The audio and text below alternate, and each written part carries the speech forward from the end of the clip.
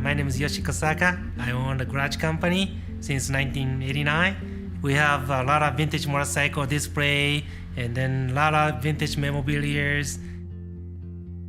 My trademark in doing these bikes is 1,800 piece, and I run into it at auctions now and then. People come up to me and say, well, did you do this? And did you do that?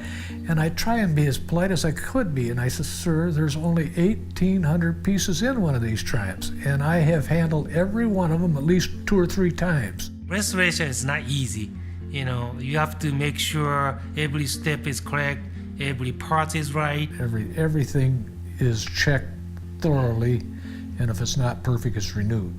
Wire is bad, you cannot ride it. You cannot start it either. If it's a good motor with bad wire, you're done.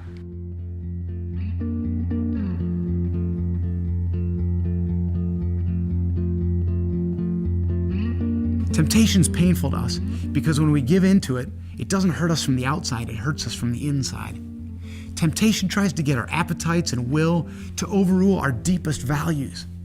Temptation will strike when we're most vulnerable. But life in the flow of the Spirit is about more than just avoiding temptation. But how can I stay in the flow when I'm tempted? Ask for help. Nothing makes temptation more powerful than loneliness. But we don't face temptation alone. Paul said, no temptation has seized you except what's common to human beings. And God's faithful. He will not let you be tempted beyond what you can bear. But when you're tempted, He'll also provide you with a way out so that you can stand up under it. For Joseph, when he was being propositioned by Potiphar's wife, this literally meant running out of the room. I think the single most common way out, however, involves talking about my temptations with another person. Ask, where will this lead? Remind myself of my deepest values. The battle against temptation is a noble fight, but if I simply try to bottle up a desire, it's going to wear me out. I need to have a really clear picture of what kind of person I want to become and why. Don't stay down. It's no coincidence that one of the names that the devil goes by is the tempter, and another name is the accuser. As soon as he gets someone to give in to temptation, he'll switch his approach, and he'll try to convince you that because you've given in to temptation, you're beyond hope.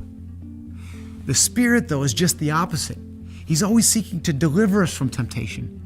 When we do give in, the flow of the Spirit always moves us towards forgiveness and redemption and healing.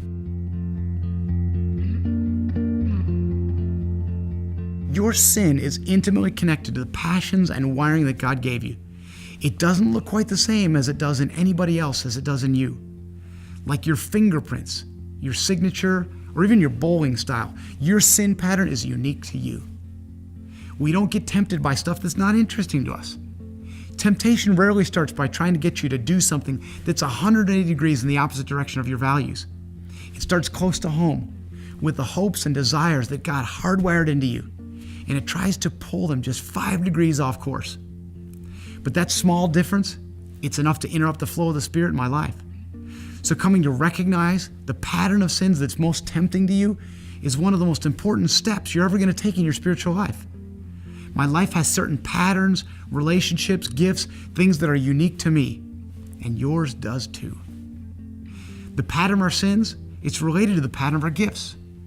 It's critical to learn the patterns at the core of the me that you want to be and the matching sin patterns, because nobody's more vulnerable than the person who doesn't see themselves accurately. Jesus warned about people who want to go around taking specks out of other people's eyes while not noticing the log in their own eye.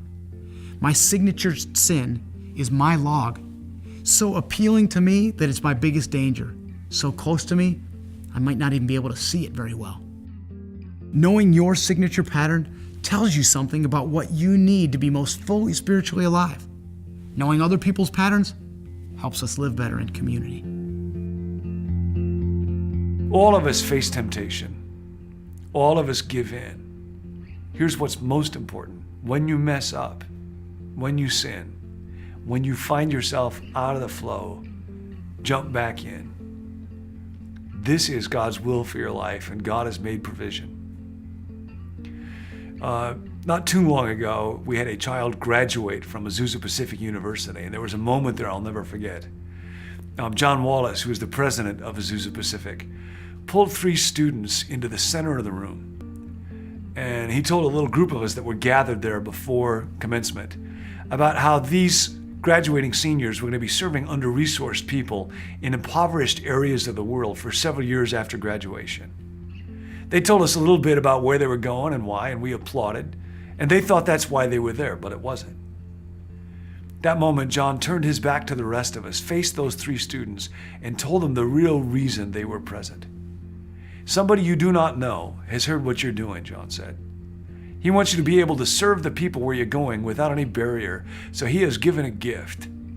He's asked to remain anonymous, but here's what he has done for you. And then John looked each student in the eye and called each one by name. He looked at the first student, never forget this moment, and said to her, "You have been forgiven your school debt of $105,000. It took a few moments for the words to sink in. The student shook her head at first. The thought registered. She began to cry at the sheer unexpected generosity of a mountain of debt wiped out in a moment by somebody she had never met. And then John turned to the next student. "You've been forgiven your debt of $70,000. And then John turned to the third student. By this time she knew what was coming, but it was if she could not believe it was happening until she heard the words. And John said to him, "You have been forgiven your debt of $130,000. All 3 students were trembling. Their lives had been changed in a moment by the extravagant generosity of somebody they had never met. And all of us who were in that room, who watched, were so moved. It was like we experienced the forgiveness ourselves. There was not a dry eye in the room. And I wanted so badly to say, hey, I have a daughter who's graduating this weekend. An unpayable debt, an unseen giver, an unforgettable gift.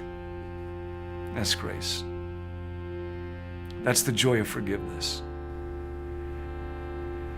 There's a bigger debt that we label under, and we give it words like regret or guilt or shame or brokenness, sin. God was in Jesus reconciling the world to himself. And we know what's coming, but we need to hear the words. Forgiven, forgiven, forgiven. You will face temptations. Sometimes you will mess up in sin. You need to hear the words. You need to get back into the flow. Forgiven.